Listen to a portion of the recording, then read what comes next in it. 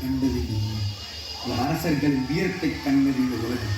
ஆனால் இன்று நடக்கப் போகும் போர் சாதாரணமான ஒருபுறம் வீரத்தின் உருவம் பாகுபலி, மறுபுறம் தந்திரத்தின் அரசின் நந்தி.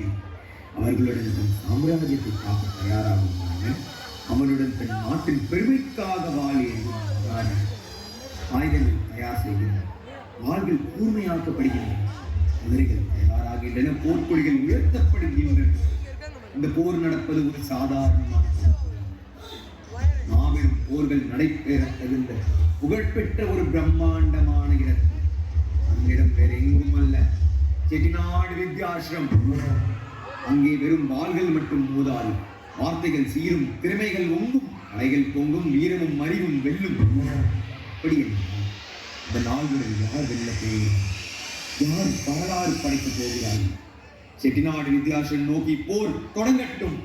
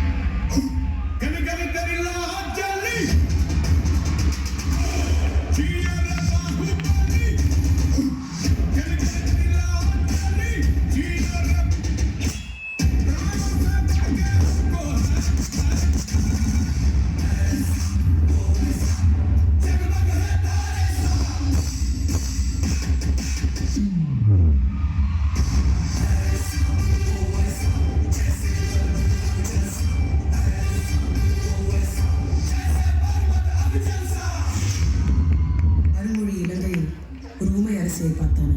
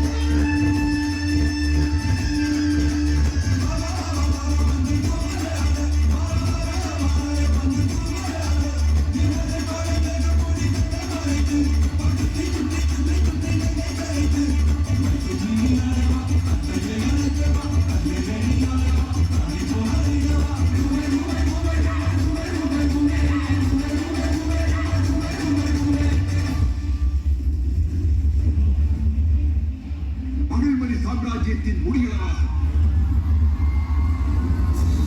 ராஜமாதா சிவகாமி தேவியின் புத்திரன். பிரபஞ்சத்தில் யாரும் வந்ததா காலகரிலே வதம் செய்த வீராதி வீரன்.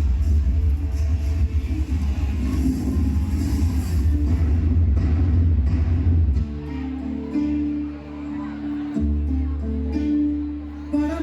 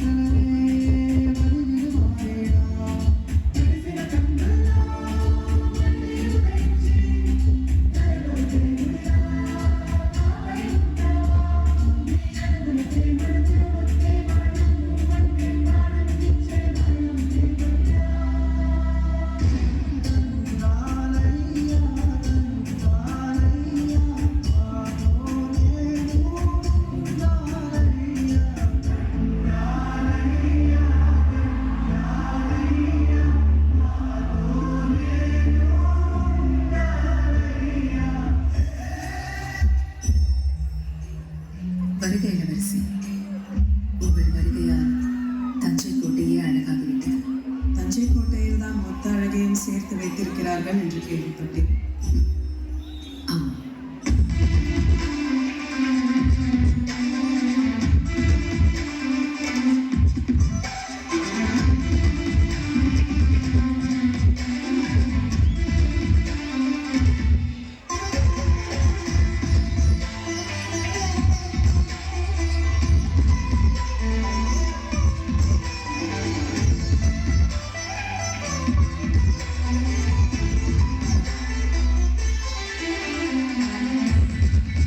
ஆமாம்,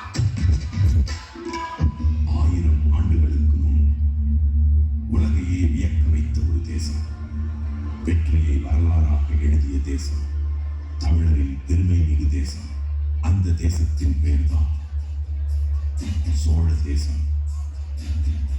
இவர்கள் வரலாற்றை புத்தகங்களில் மட்டும் படித்தால் போதுமா? இதோ உங்கள் கண்முன்னே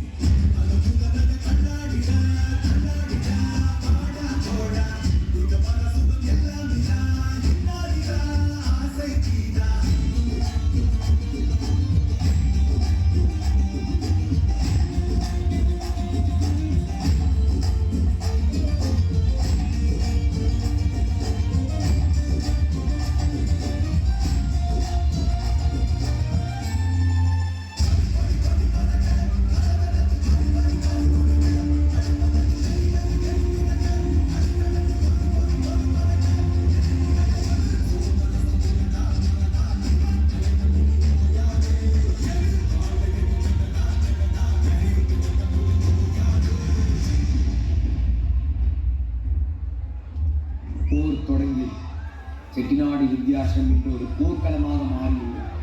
ஒருபுறம் பாகுபலி வாய் சீறுகிறது, மறுபுறம் நந்தினி மந்திரம் எடுக்கிறது. மன்னன் தன் படையை வழிநடத்துகிறான், மகாராணி வெற்றிக்காக போராடுகிறார். 4 பேரும் களத்தில் இறங்கிவிட்டார். ஒவ்வொரு அடியும் ஒரு சவால், ஒவ்வொரு வெற்றியும் ஒரு வரலாறு, ஒவ்வொரு தோல்வியும் அடுத்த வெற்றிக்கான படிக்கல். இங்கே வாள்கள் மோதவில்லை, வார்த்தைகள் மோதுகின்றன. இங்கே கரையங்கள் உயரவில்லை, திறமைகள் உயர்கின்றன. நடிப்பில் ஒரு போர், விவாதத்தில் ஒரு போர், விளையாட்டில் ஒரு போர், நடனத்தில் ஒரு போர், கடைசியாக இசையில் ஒரு போர். இந்த போரில் வெற்றி பெறுவது ஒருவன் மட்டுமல்ல, திறமை கொண்டாடப்படும் ஒவ்வொருவரும் வெற்றியாளர்கள். ஆனால் இது என்ன போர்? இந்த மாபெரும் போரின் பெயர் வேற எந்த போரும் அல்ல. செட்டிநாடு வித்தியாசமத்தில் நடைபெறும் இந்த மாபெரும் போரின் பெயர் மைத்ரி. நடிப்பு முதல் விவாதம் வரை, விளையாட்டு முதல்